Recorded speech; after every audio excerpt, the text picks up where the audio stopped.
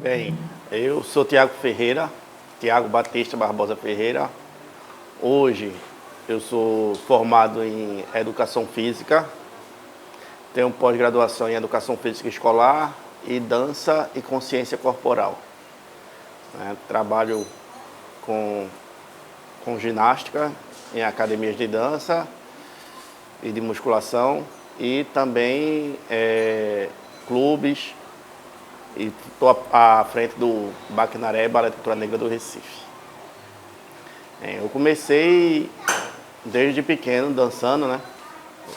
Minha primeira apresentação eu tinha entre 3 e 4 anos. Me interessei pela dança, eu acho que por tanto ver meu pai e minha mãe dançando.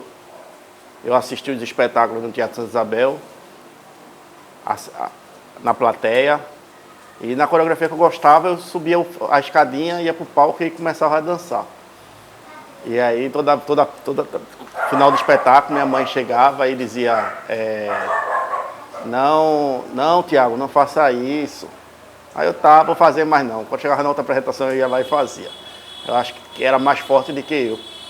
E aí, o outro diretor, que era Zumbi Bahia, falou para minha mãe e pro meu pai que era melhor que eu escolhesse o que eu queria dançar, fazer meu figurino, minha roupa, e ali eu iria começar a ir para os ensaios, participar dos ensaios, embora sem aquela obrigação de ter que ensaiar realmente, mais como uma forma de brincadeira, e eu começar a escolher o que é que eu queria dançar. Então eu escolhi as coreografias que eu mais gostava, eram coreografias geralmente solos, que eu dançava junto com meu pai. Ainda me lembro bem que a primeira coreografia foi a Caçada, que eu era o Oxóssi Mirim. A segunda foi o Omolu, que eu saía debaixo do meu pai, era uma coisa que todo mundo falava muito, elogiava muito essa coreografia. Aí logo em seguida eu comecei a fazer o Xangô, que aí através desse Xangô que eu fazia, que a gente dançava com uma gamela de fogo na cabeça, eu dançava com um e meu pai dançava com outro, aí eu já tinha uma idadezinha um pouquinho maior, estava ali entre 6, 7 anos. Aí eu dançava com essa gamela de fogo, e aí foi através dessa coreografia que eu fiz um curta-metragem pela TV Viva, que se chamou Tiago de Xangô, onde era uma história que eu vendia amendoim e o pessoal tentava me enrolar para não pagar o amendoim. E aí, nesse momento, eu já aparecia na mata, eu tinha um patuá. Nesse curta, meu pai estava participando também. A pessoa que fez minha avó era realmente minha avó, a mãe do meu pai.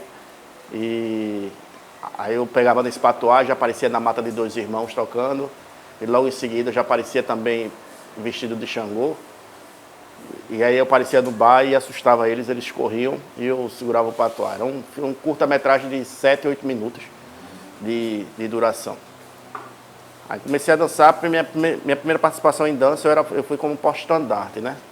Na abertura do Carnaval do Recife. Meu pai e minha mãe, eles eram comissão julgadora do concurso de Carnaval. E aí eu ia assistir, e aí foi quando eu pedi uma fantasia daquela de porta-estandarte que eu gostava. Meu pai fez o estandarte, minha mãe fez a roupa, e no outro ano eu comecei a dançar, e aí me convidaram para participar da abertura do Carnaval.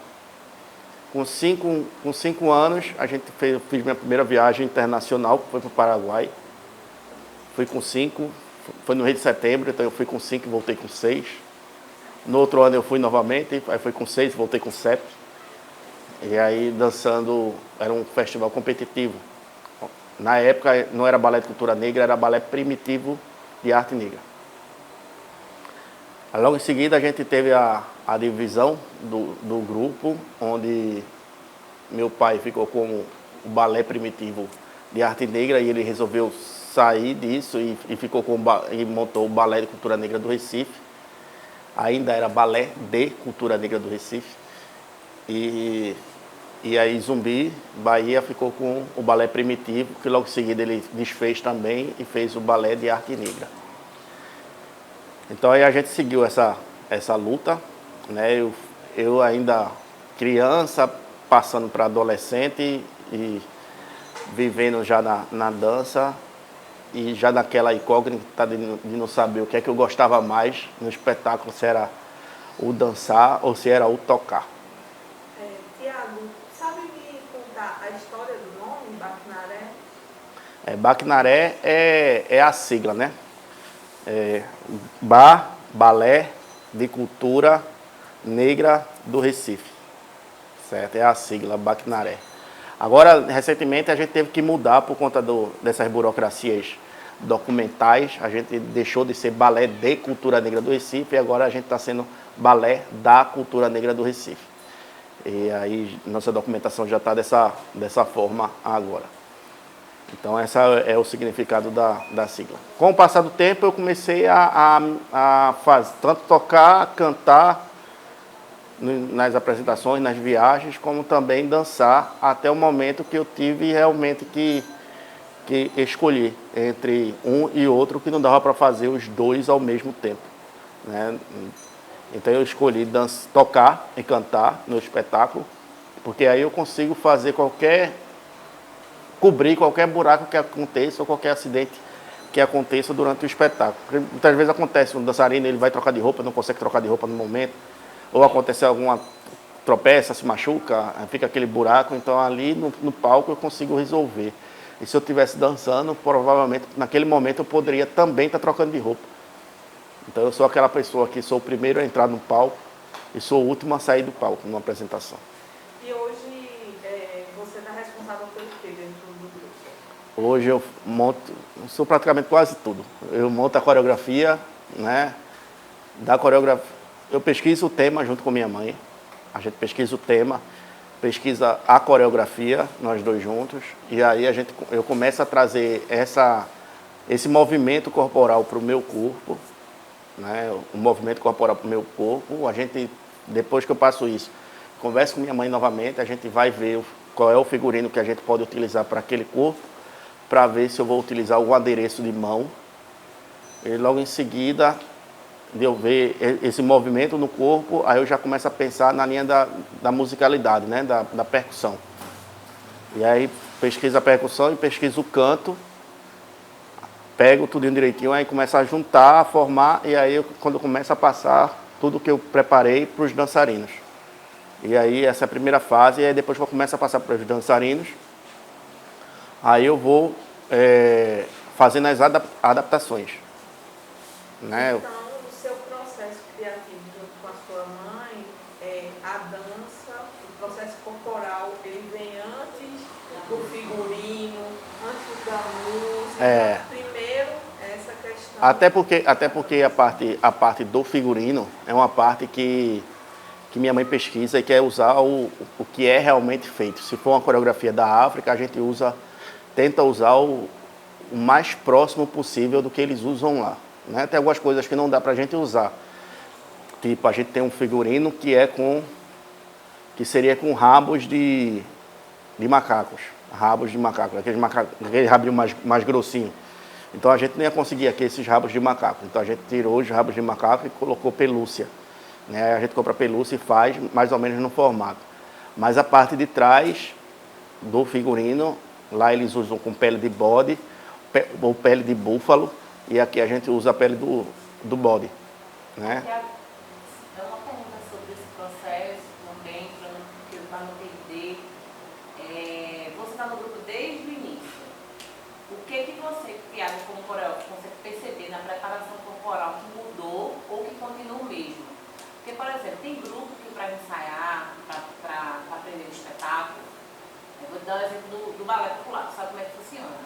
Lá eles fazem alongamento, aquecimento, né? Aí banco de passos e a montar a coreografia. Aí como é que funciona dentro do Baquinaré esse processo? Vocês fazem um banco de passo ou já trazem a coreografia pronta? Como é que é o aquecimento? Como é que é esse alongamento?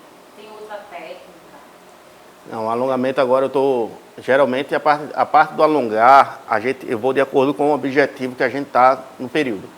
Tipo, vamos dizer, eu tenho 3 meses agora, em 3 meses agora fazem Estou com um trabalho agora, que é uma meta de 5 meses, certo? E nesses 5 meses, aí eu comecei no mês passado a começar a trabalhar com eles um alongamento, em cima do que eu estou vendo que eles têm mais dificuldade. Então o alongamento é específico, eu já monto um alongamento específico para a coreografia que eu vou trabalhar. Então o que é que eu vou mais necessitar que eles melhorem? Que parte eu vou precisar que eles alonguem mais e que forcem mais. Né? Então essa parte agora eu estou alongando e estou alongando realmente forçando mesmo. Se você vê um alongamento aqui, você vai ver vários gritos aqui durante o alongamento, porque eu tenho que forçar para tirar eles dessa zona de conforto, porque como eu tenho 5 meses, é diferente de você pegar um dançarino e preparar para o espetáculo que é no final do ano, que você tem 12 meses para fazer a coreografia. Então, eu tenho 5 meses para deixar eles totalmente prontos. Então, tem que ser na minha linha e tem que ser nesse processo de realmente forçar mesmo, de tentar deixar eles chegando ao limite o mais próximo possível. Então, tá muito mais puxado agora. A gente, para fazer uma coreografia, em qualquer lugar que eu vou fazer uma coreografia, ou no Baquinaré, eu trabalho também como coreógrafo no Festival de Folclore do Colégio São Luís, ou qualquer outro lugar. Agora eu estou com um projeto que é montar coreografias, um curso de dança afro, para grupos de dança. Então, um grupo de dança me contrata, eu vou lá, ele fecha comigo o pacote, o plano que ele vai querer fazer. E em cima desse plano que ele vai querer fazer, eu posso fazer um curso só de passos, posso fazer um curso de passos e coreografia, e posso fazer um curso de passos, coreografia e percussão. São três pacotes que eu faço com os grupos. Que é a mesma coisa que eu uso aqui. A gente não consegue montar uma coreografia a partir do momento que eles não têm a vivência no passo. Então a gente passa primeiro pelo movimento, pelo passo, vou treinando com eles os passos, em cima do que eu vou fazendo. Em cima disso eu vou colocando a percussão para fazer junto com os dançarinos, então já são os dois. E depois a gente vai fazer as viradas da percussão, que é a modificação do passo do dançarino, para poder entrar aí sim na coreografia. Então a coreografia é lá o último processo, né? O último processo. Quer dizer, eu digo que é coreografia com os dançarinos, então já são os dois. E depois a gente vai fazer as viradas da percussão, que é a modificação do passo do dançarino, para poder entrar aí sim na coreografia. Então a coreografia é lá o último processo, né? O último processo. Quer dizer, eu digo que a coreografia é o penúltimo processo, certo? O penúltimo processo. O meu último processo é, peguei os passos, eles pegaram os passos, pegaram o desenho coreográfico, que é a coreografia, os dançarinos pegaram a batida, pegaram as variações da batida, pegaram os cantos. Montei isso aí, montei a percussão e montei a dança. O que é que eu vou fazer agora? Juntar os dois. E quando juntar os dois, dá a força que eu quero naquela coreografia. Se é uma coreografia de guerra, que vai imitar alguma coisa mais forte, mais viril, então vai ter a pancada mais forte. Se é uma coreografia mais sensual, vai ter um modelo mais sensual. Se é uma coreografia de namoro, vai ter um modelo do namoro. Então, e aí vai definir de acordo com o tema coreográfico. E aí sim eu vou para a parte final, que é a lapidação. A lapidação é dar harmonia na coreografia, para que encaixe tudo perfeitamente entre dança e música.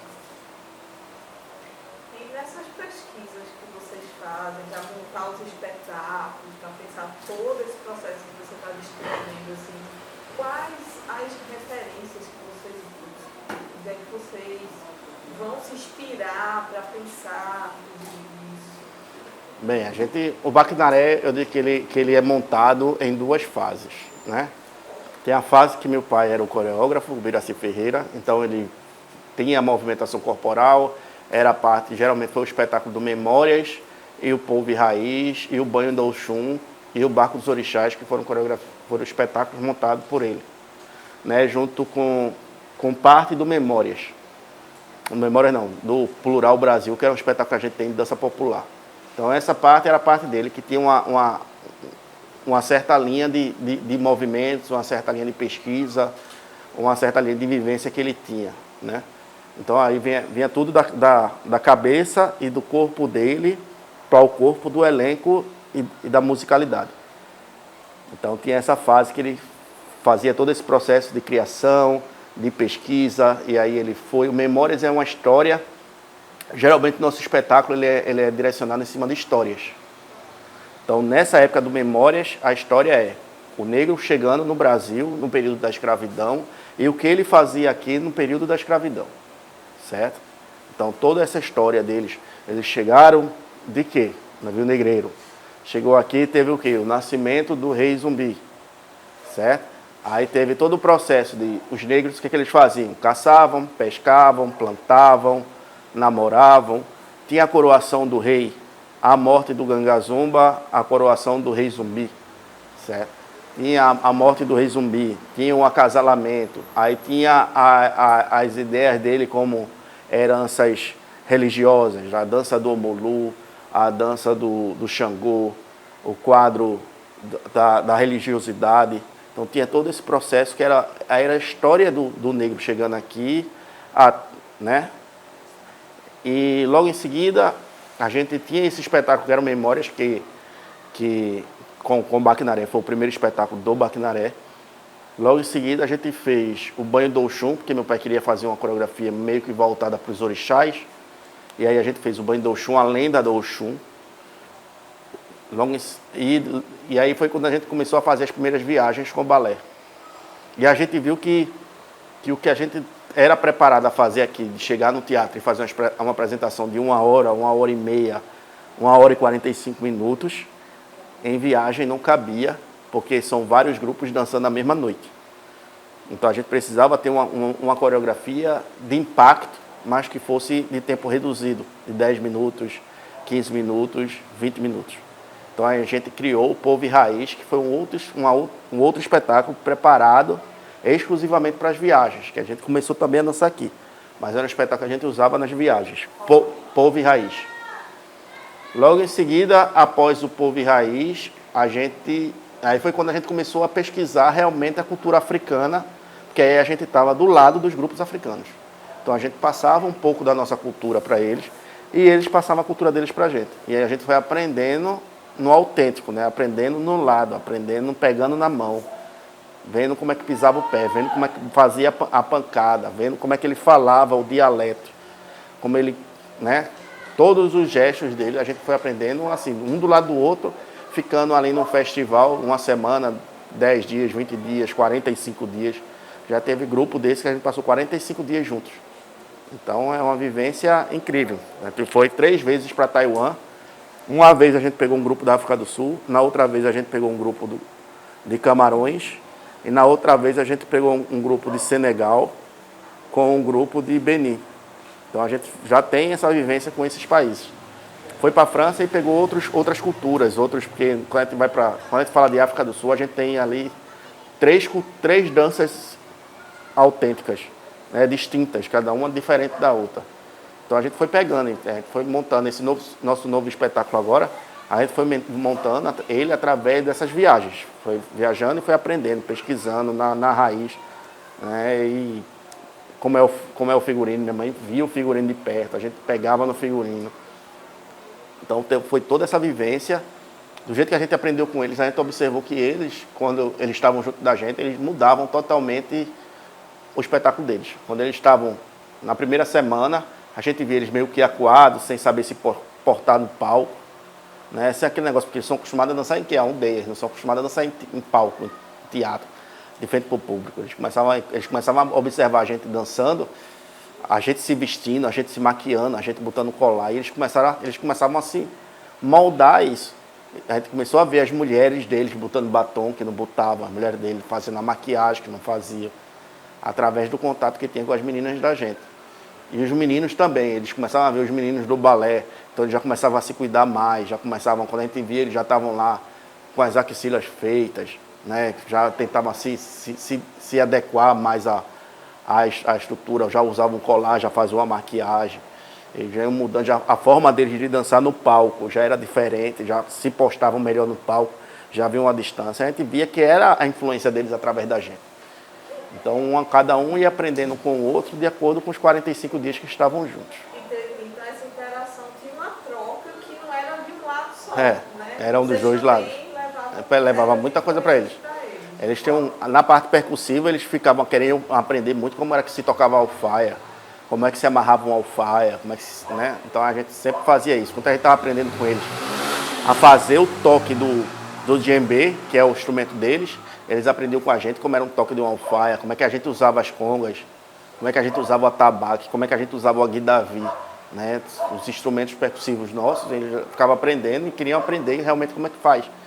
E aí a gente às vezes passava, quando a gente via, a gente já começava a tocar, quando terminava uma apresentação, começava a tocar de 10 horas da noite, 11 horas da noite, quando a gente via já era 4 horas da madrugada. Ô, Tiago, uma dúvida que eu fiquei, que tu falasse, o Direção só montou mesmo 3 espetáculos que ele montou? 4. 4 espetáculos, certo. Do balé de cultura negra. Que o balé primitivo, quando começou com o balé primitivo, toda a parte coreográfica era do meu pai. Certo. Aí me explica outra coisa. Fora o seu pai, assim, tem outras pessoas, né? Eu também tinha Zumbi, né? E a sua mãe também que colaboravam no processo da narrativa, da construção do roteiro. Mas tinha outra pessoa, um bailarino, alguém da percussão, que colaborava de alguma forma com a montagem do espetáculo? Não, sempre foi a gente. A gente foi. O que acontecia era o seguinte, meu pai às vezes queria quando o Zumbi saiu, aí ficou outro menino que era muito bom também, que era No. Aí No, a gente dizia, a gente tá querendo um toque mais ou menos assim, No. Aí No ia lá e fazia, esse tá bom, aí meu pai, não, tenta ver isso assim, aí fazia essa construção junto com ele. Né? E nessa época eu ainda estava meio que assim, tocava um pouquinho, dançava um pouquinho, tocava um pouquinho, dançava um pouquinho.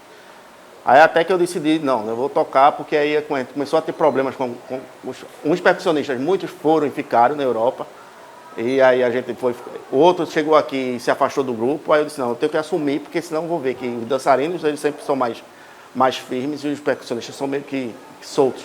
E aí eu disse, não, vou ficar aqui porque aqui eu consigo resolver tudo. E aí foi quando eu comecei realmente a criar a parte percussiva. E aí a gente não teve mais problema com percussão. O que é que acontece agora?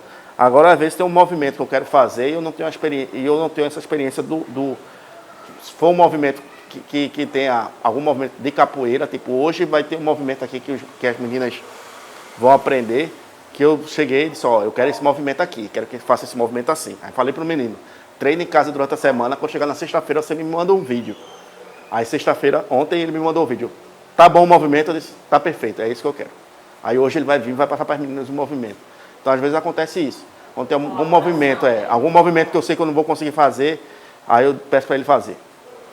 Certo? Aí ele faz. Geralmente é assim. Mas a ideia do movimento, a construção do movimento geralmente vem de mim. E da minha mãe quando ela quer. Antigamente havia uma história sobre o Baquinaré, que o Baquinaré tinha um perfil de pessoas para dançar no Baquinaré. Existia um comentário no geral, assim, as pessoas, bailarinos de Pernambuco, ficavam comentando, tem um perfil para dançar no Baquinaré. Como funciona isso hoje? Como é que funcionava antigamente, se isso era verdade? E como é que funciona hoje? E aí eu entendo que é para prezar uma estética, eu compreendo esse olhar, mas como é que vocês compreendiam isso? Não, a ideia do na verdade, o balé primitivo, ele foi criado para dar oportunidade aos negros de dançarem. Porque até então, quando meu pai era só dançarino, não era diretor de nada, era só dançarino, ele observou que nas academias que ele ia só tinha ele de negro. Então ele disse, por que os negros não estão aqui nesse espaço? Porque as pessoas tinham que pagar para participar dali e ele recebia a bolsa porque ele já tinha uma experiência na dança. Então ele recebia a bolsa. Mas aí ele começou a observar isso e aí começou a trazer esses negros para cá. Mas sendo que os primeiros negros que vieram para o balé, geralmente não eram negros que dançavam, eram negros que jogavam capoeira. Então eles já tinham um corpo já preparado porque eram jogadores de capoeira. Faziam aula de capoeira várias vezes durante a semana. E aí eles já tinham aquele preparo físico, já tinha aquela altura aquela altura.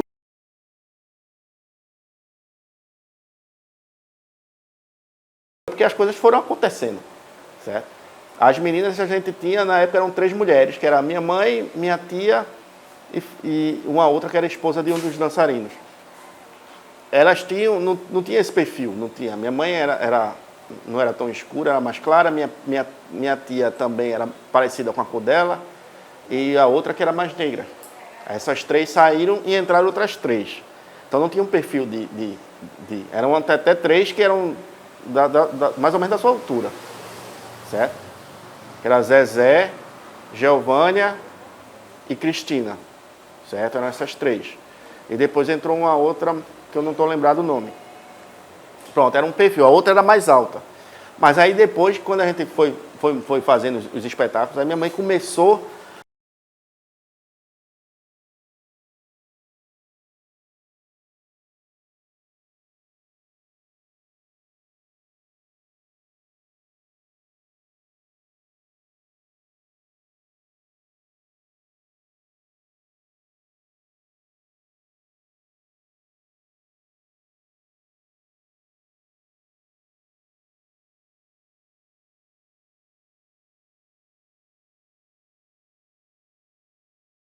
E as pessoas tendem a dizer que porque tá fazendo, tá tranquilo? Tá tranquilo, pode ir. As pessoas tendem a dizer que eu sou... Já vi muitas histórias de pessoas dizendo, porque Tiago é boçal, porque Tiago é arrogante, porque Tiago é isso. Não, eu só não sou aberto para todo mundo, porque eu não conheço as pessoas, é uma forma minha, eu sou meio tímido. Eu brigo com isso comigo, de tentar perder essa timidez. Eu aprendi muito da partir do momento que eu comecei a dar aula em academia, de ter que me envolver mais com os alunos, de ter me envolver mais com outros professores, de ter esse diálogo maior. Mas eu ainda sou dessa forma. Então eu não sou uma pessoa de estar chegando e estar tomando 10, 20, 30 cervejas numa roda. Nunca vão me ver fazendo isso. Mas eu bebo socialmente, 1, 2, 3 estourando, 4 eu já estou fazendo assim com os olhos. Mas eu vou falar uma coisa que eu acho que é necessária que você escute, porque a gente dialogou também isso entre a gente. Existe um estereótipo dos grupos afro dessa questão, são arrogantes, porque são pedantes, são amostrados, são não sei o que. Existe. Eu que sou do balé clássico, das contemporâneas, você sabe que existe. O que eu entendo, aí eu conversando com o João e com a Juliana, é que existe também um racismo estrutural, né? Porque o que tem de gente branca, chata, no balé clássico de Pernambuco não é brincadeira. E aí, como é que você percebe essa relação do Baquinaré nos palcos junto com o balé e a dança contemporânea? Como foi essa aceitação? Como foi esse processo de diálogo, de respeito? Porque hoje existe um respeito muito grande por esses 3 grupos, principalmente pelo Baquinaré. Mas qual é a relação que existe? Como é que se deu? Bem, como eu estava falando, né? A gente é um grupo que a gente não tinha esse estereótipo. O que acontecia era, o grupo da minha mãe começou a ir muito nos concursos de Rainha do Carnaval. E aí via as meninas, as negras que estavam ali desfilando para a Rainha do Carnaval, ela ia lá e convidava. E as meninas viam. Aí chegou a época, tem uma época do balé, que foi em 2000, 2001, 2002 e 2005, que as nossas negras eram todas altas, porque eram negras que participavam do concurso de Rainha do Carnaval. Então, aí ficou um elenco realmente alto e tinha algumas menorezinhas, pequenininhas, mas a maioria era tudo autona. Mas não era um negócio que a gente só entrava se fosse assim, né? A gente convidou as pessoas e as pessoas vieram. E foi quando a gente fez essas viagens para Taiwan em 2000, 2001 para a França, 2002 para Taiwan, 2005 para Taiwan de novo. Certo? Até esse período a gente estava com esse elenco mais ou menos dessa altura. Quando chegou em 2005, a gente viajou em 2005, já não tinha mais as altas, porque já tinha algumas que já estavam morando na Itália, já estavam... Entendeu? Aí a gente já foi com um elenco menorzinho, das meninas menores. Mas que aí eu priorizava realmente, eu disse, não são tão altas agora, que o que a gente vai ter que fazer é inverter. Como as outras eram muito altas e pareciam muito no palco, vocês que são baixinhos, vocês vão ter que se alongar muito no palco. Vão ter que crescer a amplitude do movimento de vocês. Aí eu comecei a modificar a forma da dança para dar mais um impacto maior, para que elas no palco, mesmo pequenas, parecessem grandes. Entendeu? Aí é uma técnica de dança. Então aí a gente está nesse processo. Quando a gente chega nos festivais aqui de Recife, a gente já é um grupo que é acostumado a ir para festivais internacionais. Então a gente já tem eu já tenho um certo critério com eles, e até os que estão chegando agora, eles já estão começando a aprender esse critério, que é, você precisa saber a entrar, a dançar e a sair dos lugares. Você não pode chegar lá, quando você botou a camisa do balé, que saiu da sua casa, você já está vestido, você já não é mais você. Eu não sou mais Tiago, eu sou Baquinaré. Saí daqui para uma apresentação, eu passo daqui, eu já sou Baquinaré. Então, no ônibus, até você chegar no momento, você vai ter que se portar como um dançarino do Baquinaré. Então isso aí não quer dizer que eu quero ser melhor do que os outros, quer dizer que eu quero aprender a chegar nos lugares e a sair dos lugares, porque eu aqui ou eu lá fora, eu vou ser cobrado da mesma forma, certo? Agora eu não posso me preocupar porque os outros não querem fazer dessa forma. Entanto que o Baquinaré já foi para festivais que um grupo só chegava lá um ano, só fazia uma apresentação, só ia um ano. Não era convidado mais nunca, e a gente foi 3, por conta disso. Porque a gente não era só um grupo bom de dança. A gente era um grupo bom de dança, um grupo que tinha uma educação e um grupo que sabia se portar nos lugares. Sabia chegar e sair. Então tudo isso eu cobro dos meus dançarinos. E isso para os outros requer que a gente é pedante, que a gente é arrogante, que a gente é isso. Mas a gente consegue chegar no lugar e ficar pau a pau com qualquer outro grupo, de contemporâneo, de clássico, porque nós dançamos em cima da técnica, a técnica da dança africana. Os outros grupos dançam nas suas técnicas, técnica da dança contemporânea, técnica da dança popular e técnica do balé clássico. Cada um vai ter sua técnica distinta. Quando entra alguém aqui, como já entrou pessoas que fazem balé clássico, já vieram dançar aqui, a gente já dançou junto com grupos de balé clássico, a gente já fez musicais, como tipo o Rei Leão, com um grupo de Carol Lemos. Então são 2 técnicas totalmente diferentes que estavam no mesmo palco, dançando a mesma coreografia. Certo? Cada um com o seu estilo.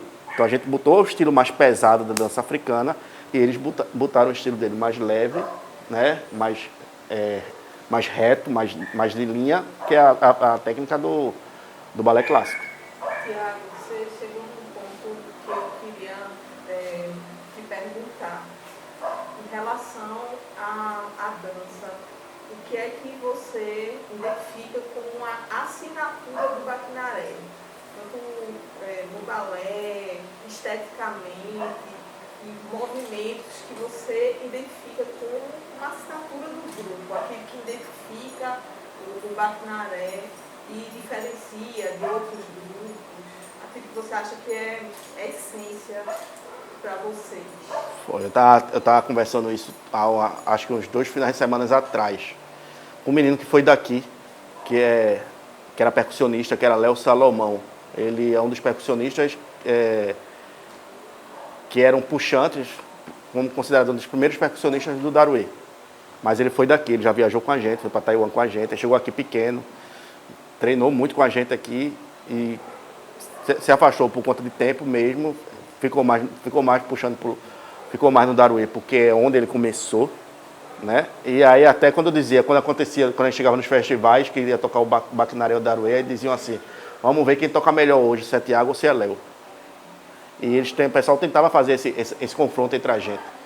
E eu chegava para Léo, o pessoal achava que eu ia passar por ele, não ia falar, que ele ia passar por mim, não ia falar. A gente chegava lá, se abraçava, conversava, parava, dialogava, ele mostrava os instrumentos dele, eu mostrava os meus. E não tinha isso, porque a gente já tinha até viajado, já tinha passado 45 dias numa turnê juntos. E o que eu estava conversando com ele foi justamente isso. Eu disse que cada um vai ter sua característica. A característica principal do Baquinaré como um grupo de dança afro é que tem um coreógrafo que é músico. Eu não tenho o coreógrafo e não tenho o músico. Tem uma pessoa que faz as 2 coisas. Eu tanto monto a percussão quanto monto a coreografia. Então, quando eu faço a coreografia pensando nos 2. E aí, o que acontece aqui nos grupos de dança afro o grupo pega os músicos que vão tocar um ritmo e os dançarinos vão fazer aquele ritmo, modificar os passos, né, de acordo com a contagem deles, que é em cima de gritos. O meu não. O meu, a dança e a música estão atreladas. Quando o dançarino pisa, a percussão faz aquela marcação ali. Essa é a diferencial. E como é que você fez essa comunicação, mesmo no palco, entre os dançarinos e os percussionistas, para encaixar essas coisas? Porque, como você falou, em outros grupos tem uma comunicação que é no grito, né? Que ele sabe que vai virar aquela coreografia e a música vai acompanhar. No Baquinaré, como é que vocês fazem essa comunicação entre a dança e a gente faz das 2 formas. A gente faz tanto eu, como eu sou percussionista, e sou o cara que faz as viradas, que faz as trocas dos toques, né? E tem o meu braço direito agora, que é Thales. A gente faz o toque, faz a virada de acordo com a contagem que a gente tem na cabeça. A gente vê um movimento na cabeça e já entende que ali já é a hora de mudar. Então a gente faz essa mudança, mas também faz a mudança através do grito. Então a gente trabalha das duas formas. Tem coreografia que vai ser puxada através do grito, ou tem coreografia que vai ser puxada através da marcação percussiva. Para mim, só nessa questão coreográfica, alguns grupos eles anotam as coreografias em cadernos dos movimentos. Você procura anotar, registrar em algum lugar as coreografias ou você é tudo de cabeça mesmo e o processo da gravação grava, hoje em dia dá para gravar, né? Mas tem algum, teu pai também usava algum caderno para anotar as coreografias? Meu pai era tudo na cabeça. Eu aprendi a fazer tudo na cabeça. Aí eu disse, graças ao meu pai, hoje no meu trabalho profissional de academias, eu consigo pegar um ritmo.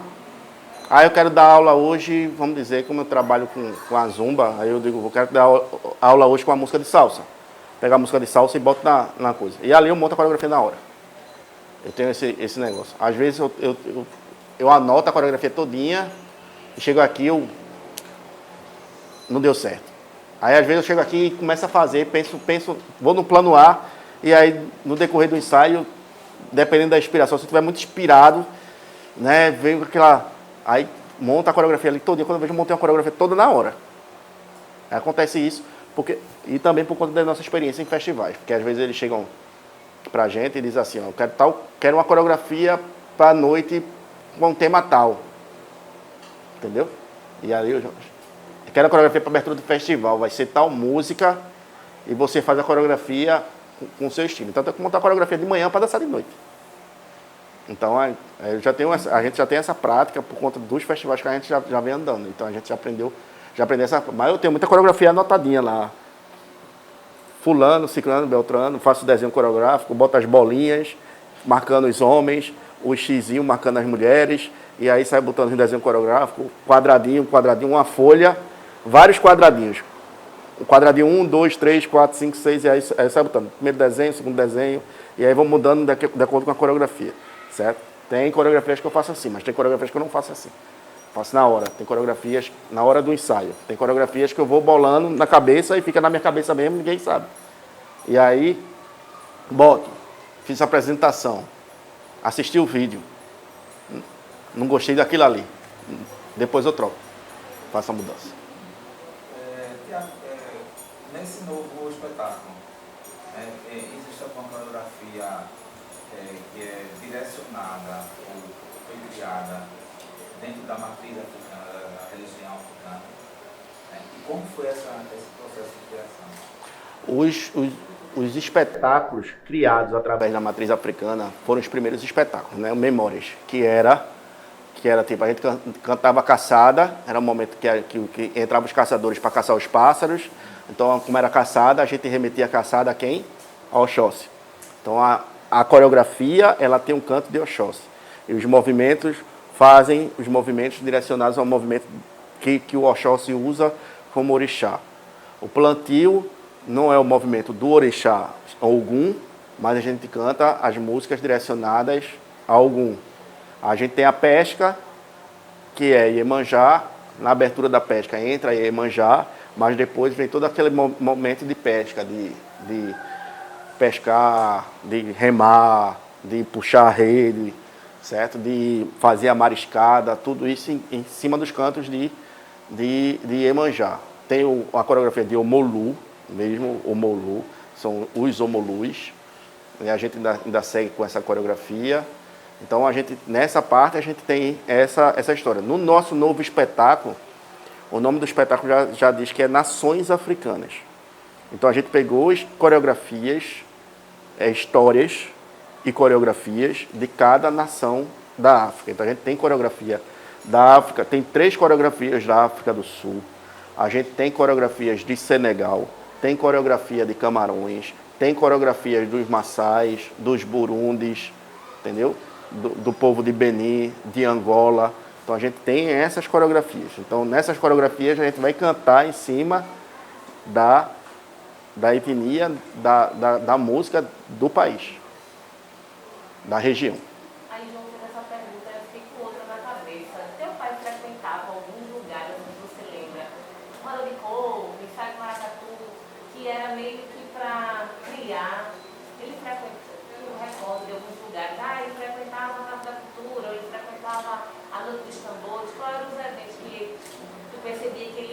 pesquisa mesmo, para campo, para ver? Não, quando ele começou a montar algumas coisas, no primeiro espetáculo ele ia para uns 2 terreiros. Eu não me lembro quais, mas eram terreiros bem que ele dizia que era tradicional. Eu sei que um escapulado de Paulista. Aí eu nunca ia, porque eu era muito pequeno. Aí eu não ia. Teve uma época que ele ia com outro dançarino do balé, que era Tony. Aí geralmente ele ia com Tony. E às vezes ia com um dançarino, pegava um dançarino, pegava um percussionista e ia. E aí ele via alguns passos ali que ele gostava, trazia aquele passo para o corpo dele, botava a técnica dele no passo, e aí botava o passo dentro do espetáculo. Mas roda de coco, não me lembro de ver meu pai em roda de coco. Noite dos Tambores, ele ia, porque a gente ia com o maracatu na São Sol Nascente. Aí ele ia, certo? Ele era comissão jogadora do concurso de carnaval, então ele estava jogando ali todos os maracatus, caboclinhos e por aí vai. Ele já foi comissão jogadora do concurso do Boi de Parintins, garantido e caprichoso. Então tudo isso aí ele vai pegando, mas essa ideia de dança dele, essa ideia de teatro dele, vem ainda da avó, lá de Barreiros. Então vem desse período. Então foi Barreiros, que ele passou um tempo, morou um tempo em Barreiros. Certo? Pai me pegou, acho que foi lá de Barreiros. Entendeu? Tu lembra de grandes professores dele? Professores de dança que ele teve? Não, aqui não. Aqui na época quando ele chegou aqui para realmente abrir caminhos. Certo? Na dança afro ele foi um dos idealizadores da dança afro. Mas ele teve contato trabalhou com Débora Coker, já fez dança com Débora Coker, já fez... teve alguns grupos aqui que ele trabalhou junto, mas que eram grupos de dança popular. Teve uma época que ele trouxe um trabalho para cá de dança portuguesa, que era do Clube Português. Então ele começou com a dança portuguesa lá. Então ele era assim, ele tinha essa coisa do entendimento da dança através do que ele entendia dos orixás, que ele tinha a forma dele de cultuar os orixás, de trabalhar para os orixás, era a forma dele que era diferente de uma forma de terreiro, porque ele nunca trabalhou com sangue, com corte, era sempre com ervas, né, com rezas. Então por isso que ele não era considerado um pai de santo e sempre foi considerado pelos outros como um xamã, porque ele era um entendedor das ervas. Se você chegasse aqui com uma dor de barriga, com uma dor de dente, ele chegava lá no quintal, tome, amanhã você está boa. Certo? E hoje, dentro da formação do corpo do balé, existem pessoas vinculadas ao terreiro, assim, Ogães não. Na percussão não tem mais ogães. Até porque como eu disse, eu preparo as pessoas para que as pessoas aprendam a entrar, a dançar e a sair. E tem muitos ogãs que já tem, eu acho que tem a mente muito fechada de que eu sou ogã, porque eu tenho que ir, eu tenho que estar tocando bebendo, eu tenho que estar tocando fazendo isso, eu tenho que estar tocando... Aí não são linhas que eu sigo aqui com o Baquinaré. Então, qualquer pessoa que entra aqui, ela vai ter que entender qual é a regra do grupo, qual é o entendimento que eu tenho do grupo, que é o entendimento que dá certo. É um ditado, eu faço parte daquele ditado. O que é certo, a gente não muda. O que está errado, a gente tenta ajustar. Certo? Então, se eu tenho uma regra que é certa, que me fez ir para tantos lugares importantes, e eu ser reconhecido lá nesses lugares importantes, eu não vou mudar por conta de 1, 2 ou 3. Então, o ogã, hoje, aqui, é muito complicado pelos ogãs que eu vejo. Quando eu vou para um terreiro, quando eu vou para algum lugar que vejo um ogã, eu fico olhando assim, toca bem.